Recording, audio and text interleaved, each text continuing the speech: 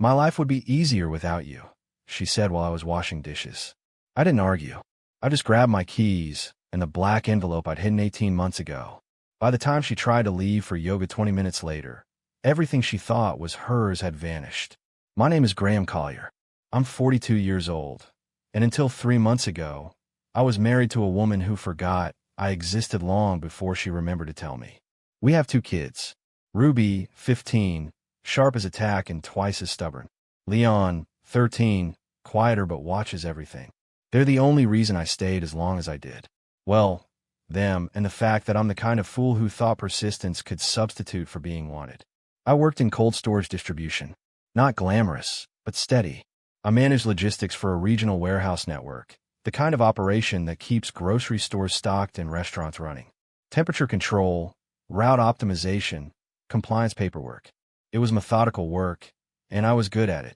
Natalie used a joke that I treated our marriage like a refrigerated shipment, always monitoring, always adjusting.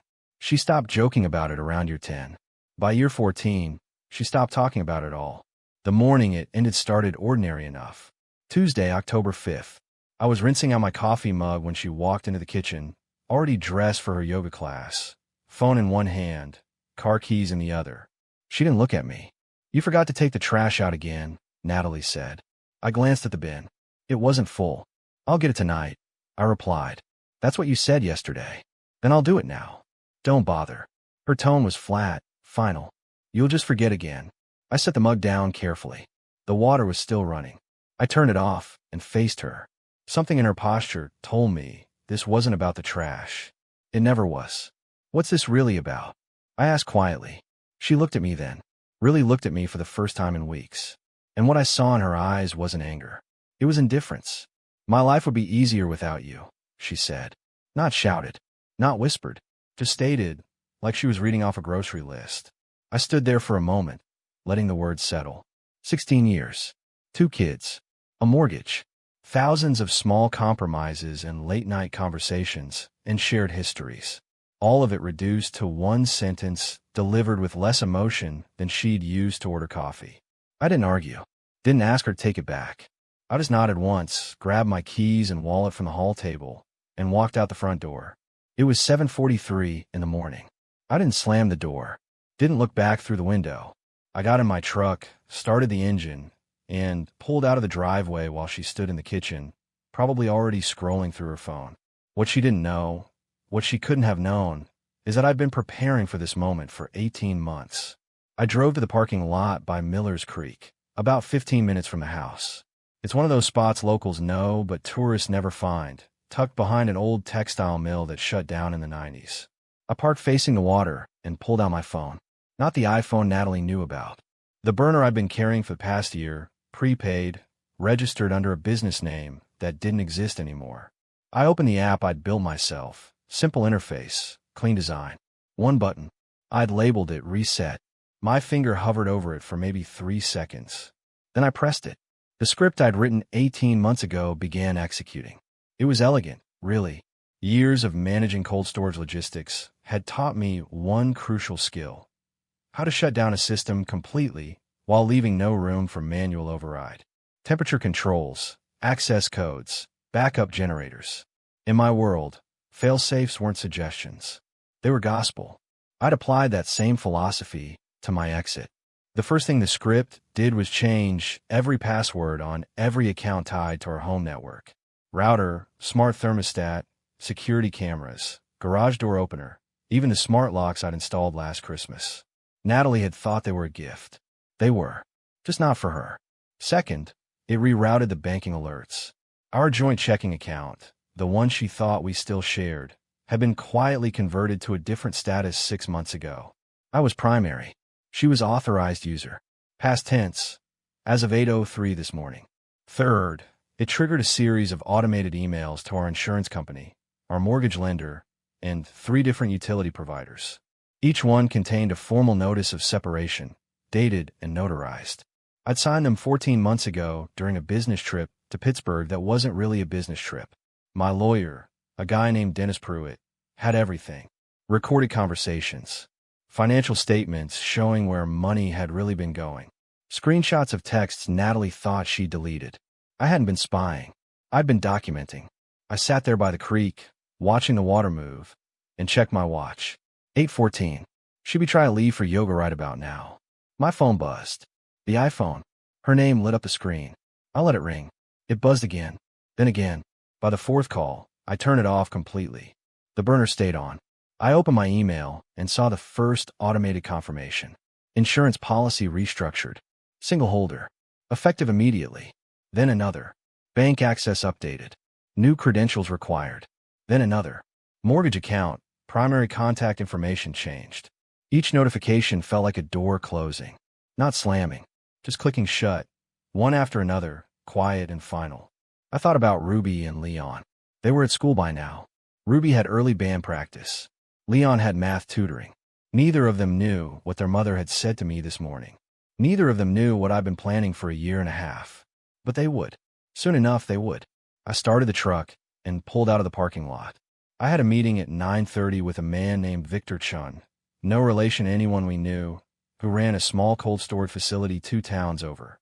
He'd been looking for a consultant, someone who understood the business from the ground up, someone who needed to disappear without actually vanishing. Natalie stood in the garage, staring at the keypad like it had personally betrayed her. She'd entered the code 3 times. The same code we'd used for 8 years. The little screen just blinked red, then went dark. She tried her phone. Opened the garage door app. Connection failed. She tapped it again. Same result. Back inside, she grabbed her laptop from the kitchen counter and opened the browser. Bank account login. She typed her username and password, the one saved in her browser's autofill. Invalid credentials. She tried again, slower this time, making sure each character was correct. Same message. Her phone buzzed. A text from her sister, Diane. Still on for lunch Thursday? Natalie ignored it and dialed my number. Straight to voicemail. She called again. Voicemail. A third time. Nothing. She opened her email app. There were new messages. The first one was from Horizon Mutual Insurance. Policy holder update. Action required. She opened it. The words didn't make sense at first. Restructuring. Primary holder change. Marital separation documentation. Effective immediately. Her hand started shaking. The next email was from First National Bank. Joint account status modified. Then another from the mortgage company. Primary contact information updated. She sat down at the kitchen table, phone clutched in both hands. The thermostat on the wall blinked. Then the temperature jumped from 72 to 85. She walked over to adjust it. The screen was locked. Administrator access required. She tried the code. Denied. Her breathing got faster. She went to the front door and checked the smart lock. Same thing. Locked out her own system.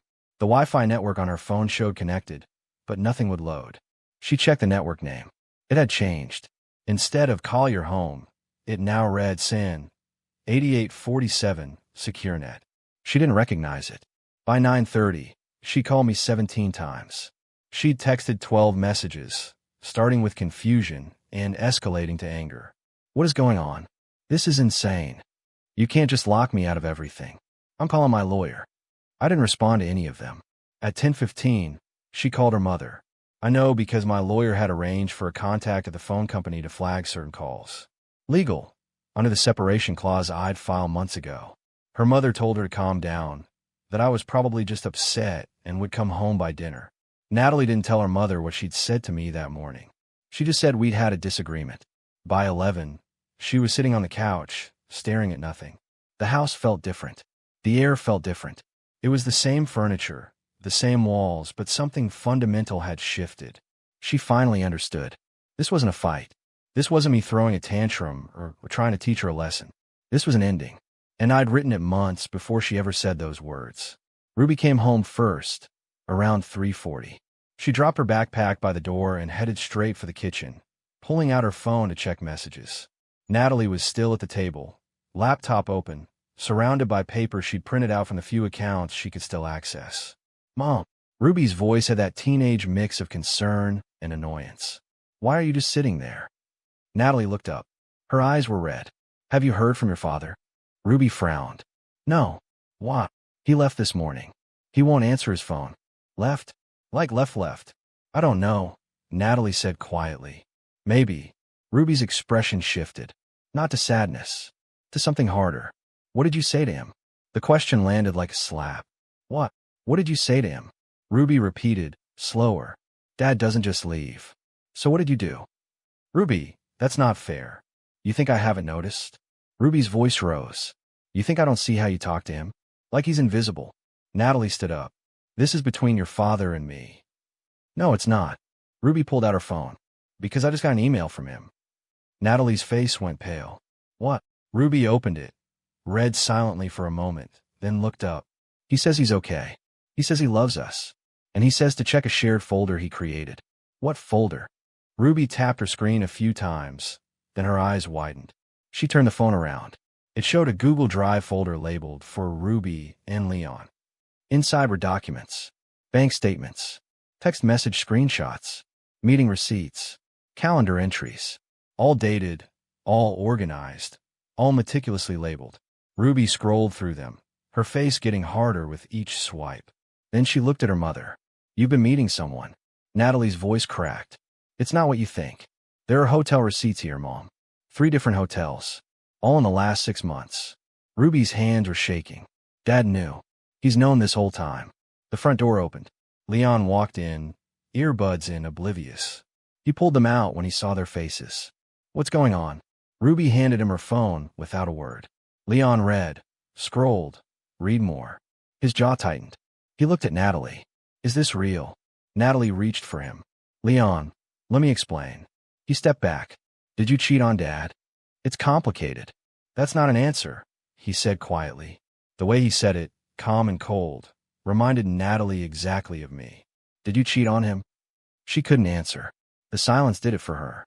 Leon handed the phone back to Ruby. I'm going to my room. Leon, wait. He didn't wait. He walked upstairs, and a moment later, his door closed. Not a slam, just a click. Final. Ruby stared at her mother. You told him his life would be easier without you, didn't you? Natalie blinked. How did you? Because that's what you always say when you're done with something. Ruby's voice broke slightly. You said it about Grandma, about your job, about the dog we had to give away. She picked up her backpack. I'm going to Jenna's house. Ruby, please. I don't want to be here right now. Ruby walked to the door, then stopped. You know what the worst part is? Dad never said a bad word about you. Not one. He just left, and I don't blame him. The door closed behind her. Natalie stood alone in the kitchen, surrounded by the pieces of a life she'd dismantled without realizing she was holding the hammer. I spent that first night in a motel off Route 40, the kind of place that rents by the week and doesn't ask questions if you pay cash. The room smelled like old carpet and industrial cleaner, but it had a bed, a bathroom, and most importantly, no memories. I sat at the small desk and opened my laptop. 18 months of planning had brought me here, but planning and executing are 2 different animals. I pulled up the spreadsheet I'd been maintaining since the day I realized my marriage was already over. I just hadn't filed the paperwork yet. Phase 1, complete. Accounts separated, access revoked, documentation triggered. Phase 2 was already in motion. I'd signed a consulting contract with Victor Chun 3 weeks ago. He ran a mid-sized cold storage operation that needed someone who understood the distribution side of the business. 6-month contract, option to extend. It wasn't much, but it was enough to rent a place and start over. My phone, the burner, buzzed. Text from Dennis Pruitt, my lawyer. Received calls from her attorney. Declined representation. Forwarded your documentation packet. They're scrambling.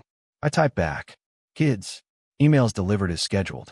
No legal issues with disclosure. Everything you sent them was factual and documented. I set the phone down and stared at the wall. Ruby and Leon. They'd seen the evidence by now.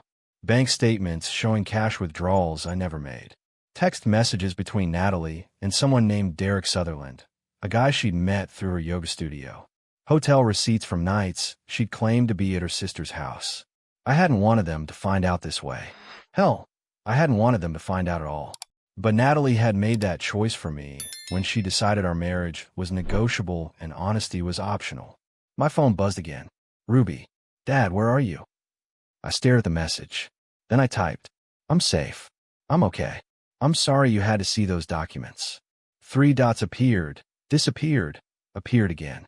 Are they real? Yes. A longer pause. I'm so sorry, Dad. My throat tightened.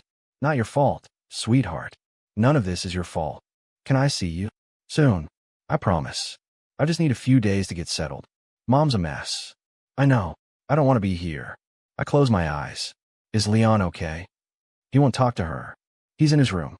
Tell him I love him. Tell him I'll call tomorrow. Okay. Love you, Dad. Love you too. I set the phone down and sat there in silence. The heater kicked on, rattling slightly. Outside, a truck rumbled past on the highway. I'd burned down my old life in a single morning. But I wasn't rebuilding out of anger. I was rebuilding out of necessity, because staying would have killed me slowly, and leaving was the only way to remember what it felt like to breathe. Tomorrow, I'd start looking for an apartment. Something small, clean, functional. Somewhere Ruby and Leon could visit without feeling like they were walking into a crime scene. Tonight, I just sat in that motel room and let myself feel the weight of what I'd done. It was heavy, but it wasn't wrong. Natalie sat in the law office of Brian Kendrick, an attorney her sister had recommended. He was younger than she'd expected, maybe early 40s, with the kind of polished confidence that came from winning more cases than he'd lost. He'd been reviewing documents for 20 minutes. Every so often, he'd make a note or flip back to a previous page. Natalie watched his face for any sign of hope. She didn't find any. Finally, he looked up. Mrs. Collier, I'm going to be direct with you. This is one of the most thoroughly documented separations I've ever seen. What does that mean? It means your husband has been preparing for this for well over a year. Maybe longer. He tapped the stack of papers. These separation agreements are dated, notarized, and filed with the state. The financial restructuring was done legally and with proper documentation. The insurance modifications followed protocol. Even the smart home system changes fall under property rights because he's the one who purchased and installed them. Natalie's voice was quiet. So I have no recourse. I didn't say that, but I need you to understand what we're up against. He opened a folder. Your husband documented everything. He has recordings of arguments, screenshots of text messages, financial records showing discrepancies in spending. And most damaging, he has evidence of an extramarital affair. Her face went pale. How much evidence? Enough that if this goes to court, a judge will side with him on almost every major issue. He paused. Did you meet Derek Sutherland at hotels on multiple occasions? She couldn't speak. She just nodded. Kendrick sighed. Then we need to focus on damage control, not winning. The affair changes everything, especially regarding asset division and potential custody arrangements. Custody. Her voice broke. He wouldn't take the kids from me. He might not have to. Your daughter is 15. Your son is 13. At those ages, judges give significant weight to the children's preferences. He looked at her carefully. Have you spoken with them since this started? They won't talk to me. Ruby's staying with a friend. Leon barely leaves his room. That's going to be a problem. Kendrick closed the folder. Mrs. Collier, I need to ask you something. And I need you to be honest. Did you say something to your husband the morning he left? Something that could be construed as requesting separation. Natalie stared at her hands. I told him my life would be easier without him. Kendrick was quiet for a moment. Did anyone else hear you say that? No, just him. Did you text it? Email it? Write it down anywhere? No. He made a note. That's something, at least. It's your word against his. He looked up. But given everything else he's documented, I wouldn't count on that helping much. So what do? First, stop trying to contact him directly. All communication goes through me and his attorney from now on. Second, document everything. Every interaction with your kids, every expense, every attempt you make to cooperate. Third, end things with Derek Sutherland immediately. No contact, no texts, nothing. It's already over. Good. Keep it that way. He stood. I'll file a response to his separation notice and request a mediation session. But Mrs. Collier, I need you to prepare yourself for the reality that you're not going to get what you want here. The best we can hope for is minimizing the damage. Natalie left the office feeling like she'd been hollowed out. She sat in her car in the parking lot and stared through the windshield at nothing. 16 years. 2 kids. A house she'd helped decorate. A life she'd thought was stable. And she destroyed it with one sentence. 3 weeks after I left, I met Ruby and Leon at a diner halfway between my new apartment and the house. It was a Sunday morning, the kind of quiet gray day that makes everything feel suspended in time. I got there early and took a booth by the window. Ruby arrived first, Leon trailing behind her. They both looked tired. Ruby hugged me hard, didn't let go for a long moment. Leon's hug was stiffer, but he held on just as tight. We ordered breakfast. Pancakes for Ruby, eggs and bacon for Leon, coffee for me. Nobody talked about the elephant in the room until the food arrived. Mom wants us to tell you to come home, Ruby said, cutting her pancakes into precise squares. What do you want? I asked. She looked up. I want to know if you're really okay. I am, I said. Better than I've been in years. Leon spoke quietly. She cries a lot. I know that's hard for you to see. It's not hard, he said, still looking at his plate. It's just, I don't feel bad for her anymore. He finally met my eyes. Is that wrong? No, I said carefully. It's honest. Ruby set her fork down. Dad, I graduate in 2 years. After that, I'm going to college somewhere far away. But Leon stuck there for 5 more years. She glanced at her brother. We've been talking. Leon nodded. I want to live with you. The words hit me harder than I expected. Leon, I mean it, he said. I can't be in that house anymore. She keeps trying to explain things, but she just makes it worse. And I don't trust her. Have you told her this? She won't listen. Ruby's voice was flat. She thinks if she just apologizes enough times, everything goes back to normal. Nothing's going back to normal, Leon said. And I don't want it to. I looked at both of them. My kids, caught in the middle of something they didn't create and couldn't fix. If this is what you want, I'll talk to my lawyer. But it's going to get messy. Your mom's not going to just agree to this. I don't care, Leon said. I can't be there anymore. Ruby reached across the table and squeezed my hand. I'll come on weekends. Once I get my license next month, I can drive myself. Your mother's not going to make this easy. She never does, Ruby said quietly. We finished breakfast and I drove them back. Neither of them wanted me to drop them at the house, so I let them out at the corner. Ruby hugged me again before getting out. Leon paused at the door. Dad. Yeah, buddy. Thanks for not staying. He said it simply, like he was thanking me for passing the salt. I know that sounds weird, but thanks. He got out before I could respond. I watched them walk down the street toward the house, shoulders squared, steps deliberate. They looked older than they had 3 weeks ago. I pulled away and called Dennis Pruitt. We need to file for custody modification. Both kids. Just Leon. Ruby wants to stay neutral, visit on weekends. Leon wants to live with me full-time. That's going to trigger a fight. I know, but he asked. And I'm not telling my son no when he's asking for help. All right, Dennis said. I'll draft the paperwork. But Graham, you need to be ready. This is about to get ugly. It's been ugly for 16 years, I said. At least now it's honest. Natalie showed up at my apartment 2 days after I filed the custody motion. She didn't knock. She pounded on the door like she was trying to break it down. I opened it. She looked like she hadn't slept in days. Hair pulled back messily. No makeup. Sweatshirt I recognized from 5 years ago. You're trying to take my son from me, she said. Not a question. An accusation. Leon asked to live here. I replied calmly. I'm honoring his request. He's 13. He doesn't know what he wants. He knows he doesn't want to live with someone who lied to him for over a year. Her face twisted. You poisoned him against me. I showed him the truth. That's not poison, Natalie. That's clarity. I kept my voice level. You want to be angry at someone? Look in the mirror. I made a mistake. You made a choice. I corrected. Multiple choices. Over months. And now you're dealing with consequences. Graham, please. Her voice broke. Don't do this. I'll end things with Derek. I'll go to counseling. Whatever you want. I don't want anything from you anymore. That's the point. What about the kids? They need both parents. They'll have both parents. Leon will just live here. Ruby can visit whenever she wants. You'll have custody time, supervised at first given everything that's happened. Supervised. Her voice went shrill. You think I'm dangerous? I think you're unstable right now. And until you prove otherwise, I'm not taking chances with my kids. She stepped forward. They're my kids too. Then you should have thought about that before you decided to throw away our family. I didn't move. You want to fight this in court? Fine. We'll fight. I've got documentation going back 18 months. Financial records, text messages, witness statements. Your own lawyer told you how this plays out. I won't let you take him.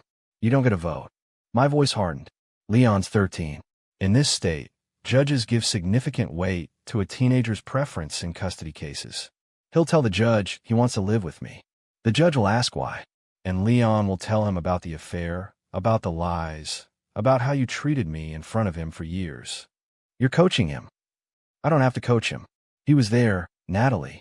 He saw everything. Kids aren't blind. I stepped back. You created this situation.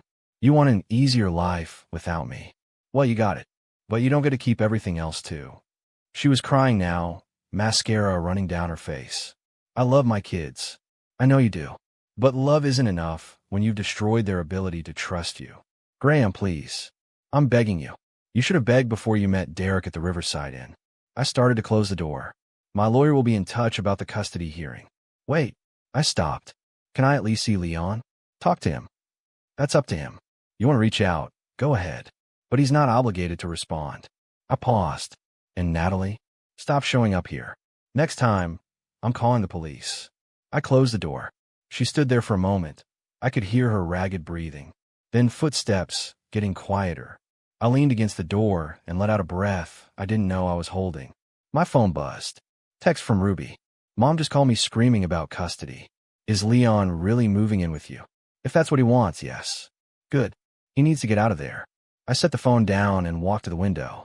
Outside, the city moved at its normal pace. People went to work, running errands, living their lives. My life had imploded, but the world kept turning. And for the first time in 16 years, I was okay with that. The custody hearing took place on a Tuesday morning in late November. The courtroom was smaller than I'd expected, fluorescent lights buzzing overhead. The judge's bench elevated like a fortress. Natalie sat at the opposite table with Brian Kendrick. She dressed carefully, business suit, minimal makeup, hair pulled back.